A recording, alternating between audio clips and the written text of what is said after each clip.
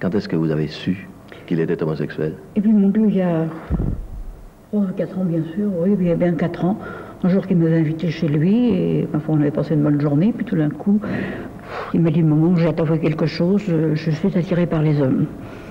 Ça m'a fait un effet foudroyant, je suis partie en claquant la porte, je lui ai dit ce que je pensais, qui n'était pas très gentil, mais enfin je lui ai dit ce que je pensais, puis je suis partie en claquant. Moi, je pensais que, j'étais pas loin de penser que c'était un monstre, que c'était quelque chose d'épouvantable, que c'était un vice, et je suis partie tout en sanglotant, que je ne pouvais plus me retenir, je suis repartie chez moi. Puis alors il est venu me retrouver, par la suite, bon, j'ai eu beaucoup de mal, beaucoup de mal à admettre cette chose-là. Vous avez quel âge? 33 ans. Et quel métier faites-vous? Chauffeur poids lourd. Chauffeur poids lourd, Oui. Dans une entreprise? Chauffeur routier. Est-ce que vous avez toujours été homosexuel? Oui. Toujours? Toujours. Depuis moi, je me rappelle. Et exclusivement? Enfin, j'ai fait une expérience avec une femme, quoi.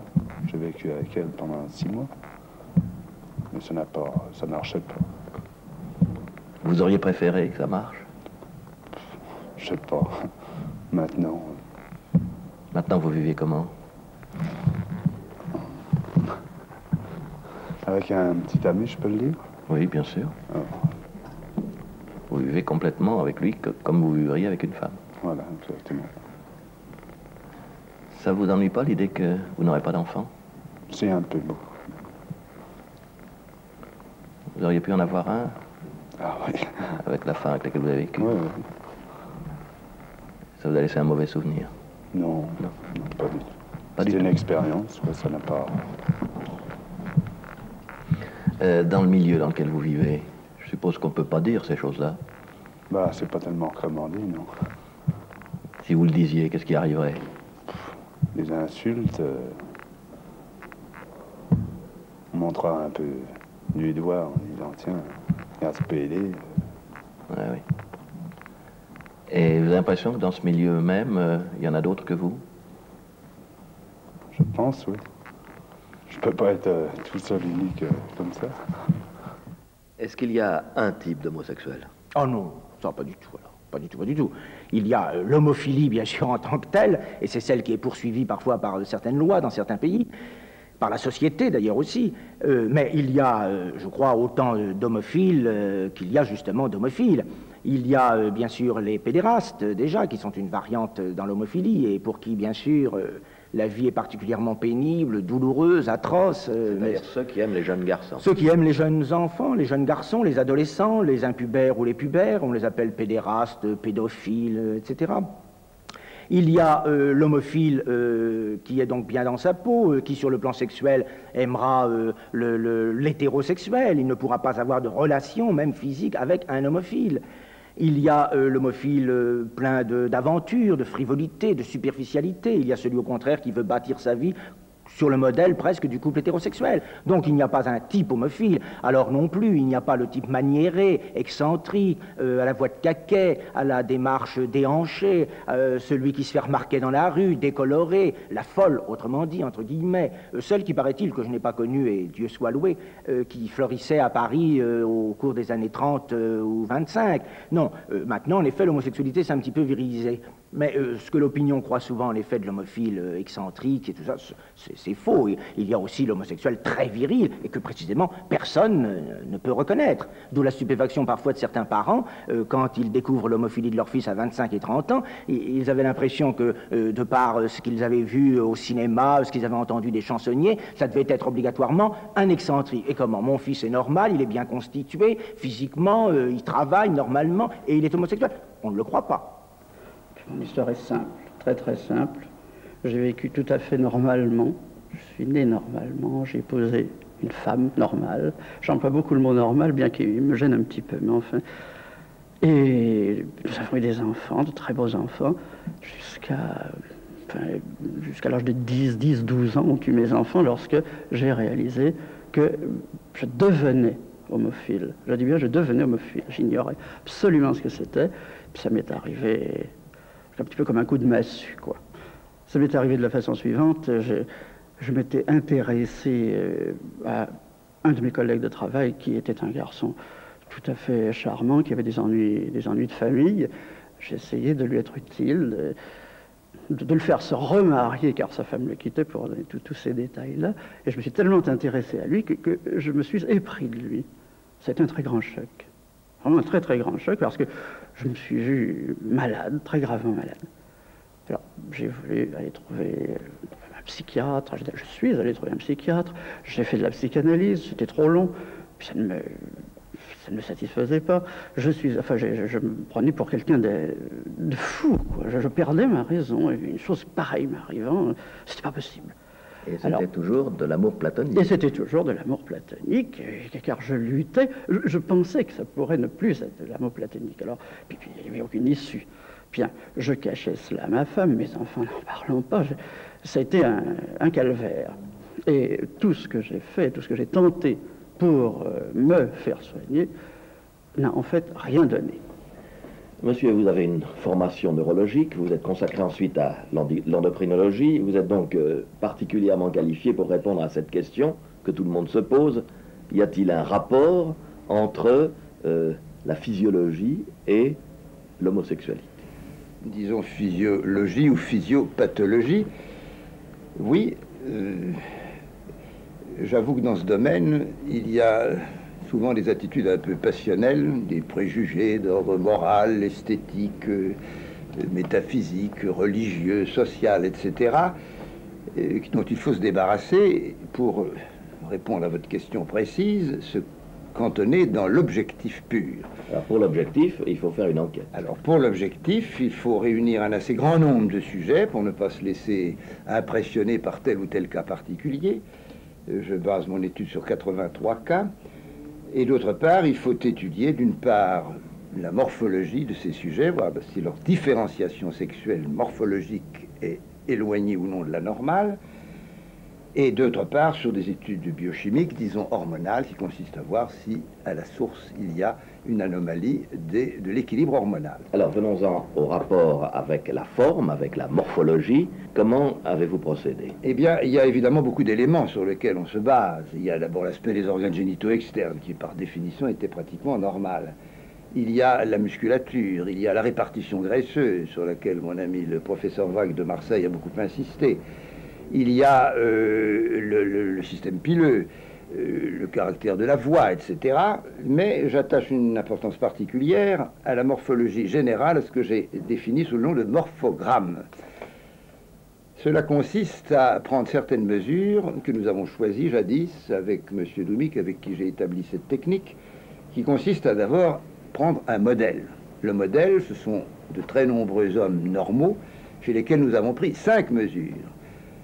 Le périmètre thoracique sous mammaire au repos, la hauteur du grand trochanter qui définit la longueur du membre inférieur par rapport à la taille, qui a un certain intérêt, je n'ai pas le temps de développer, la taille elle-même, naturellement, et surtout les 2 diamètres des épaules, ou bihumérales, et des hanches, ou bitrochantériens, qui marquent surtout la différenciation sexuelle. Alors et là, pour on vous arrive à faire une courbe moyenne. Nous avons par définition mis sur une même ligne horizontale les moyennes des mesures d'un très grand nombre de sujets normaux, établissant ainsi le morphogramme normal. Ça, c'est l'homme moyen. Par chacun des points, nous avons élevé des ordonnées avec des variations selon la taille, etc.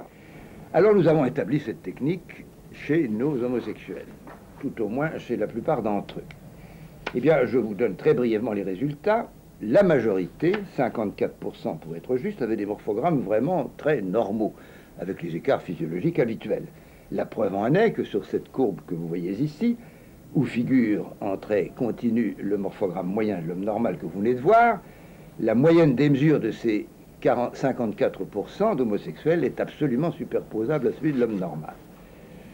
Alors sur le plan biochimique, je l'ai dit tout à l'heure, on n'a au fond qu'un instantané.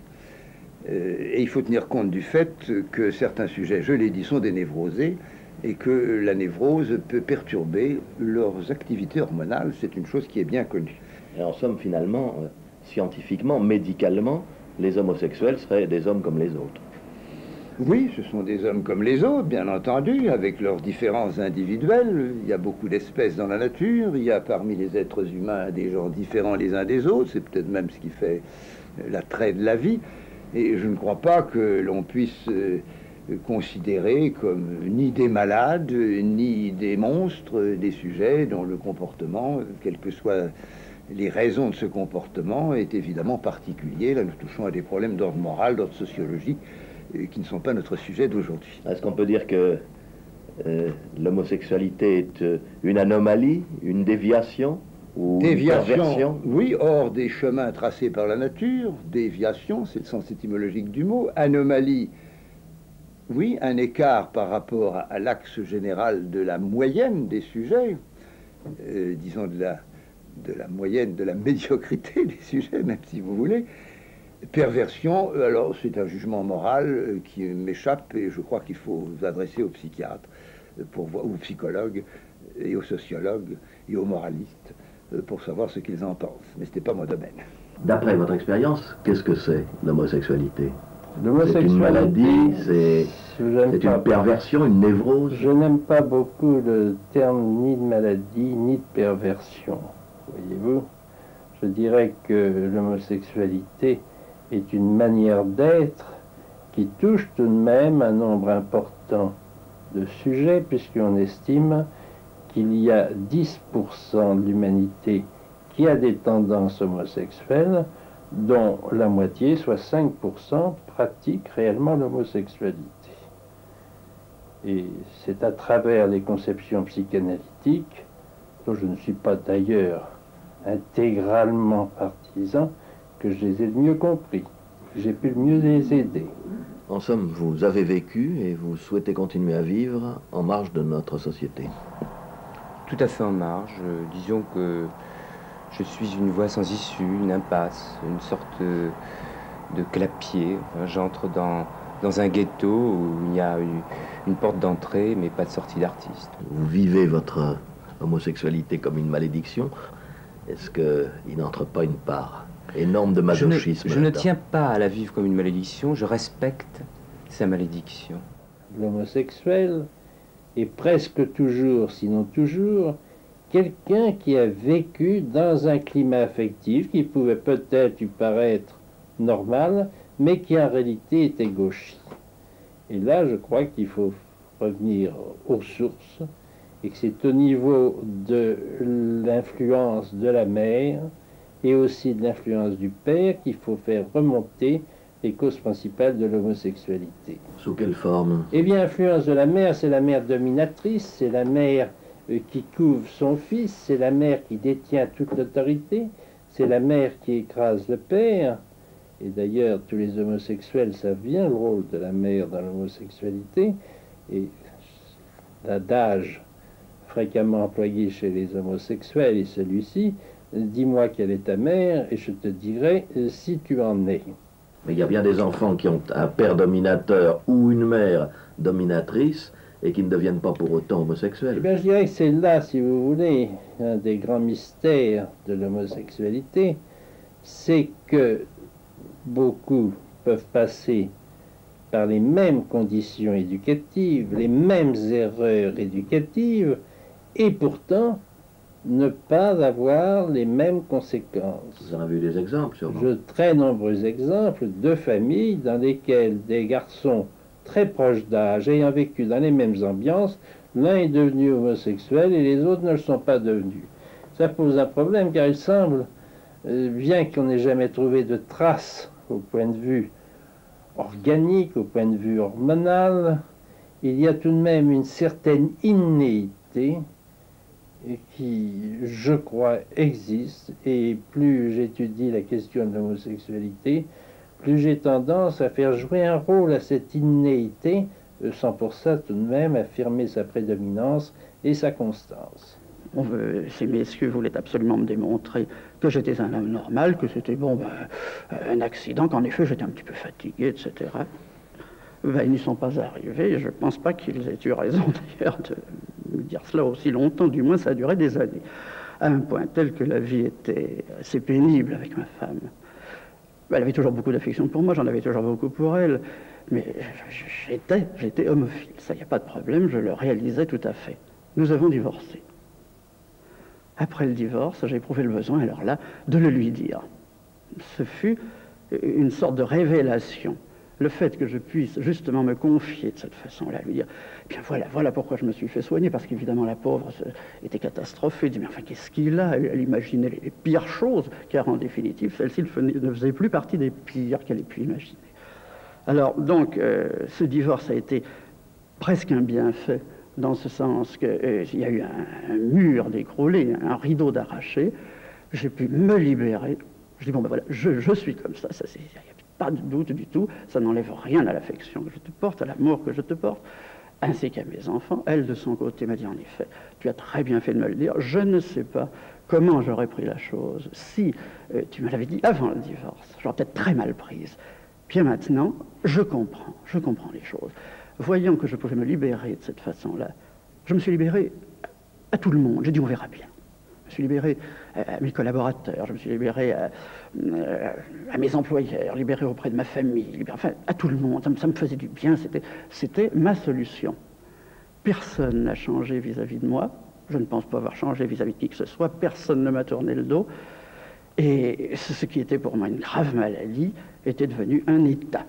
Bon, cet état a duré pas mal de temps, pendant 4 ou 5 années, où j'étais à la fois l'homme de ma femme, si vous voulez, et en même temps, j'étais homosexuel. J'ai donc connu cette bisexualité qui fut une période transitoire, jusqu'à en arriver, il y a quelques années, à l'homosexualité intégrale.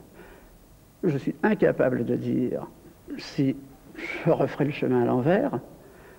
Et il peut se produire, j'allais presque dire un miracle, car en définitive, puisque je peux faire la comparaison, je souhaite que le miracle ait lieu, mais en fait, j'ai trouvé une sorte d'équilibre, si vous voulez, surtout en m'apercevant que les gens ne me trouvent pas changé, me supportent en quelque sorte comme je suis, et dans certains cas m'apprécient.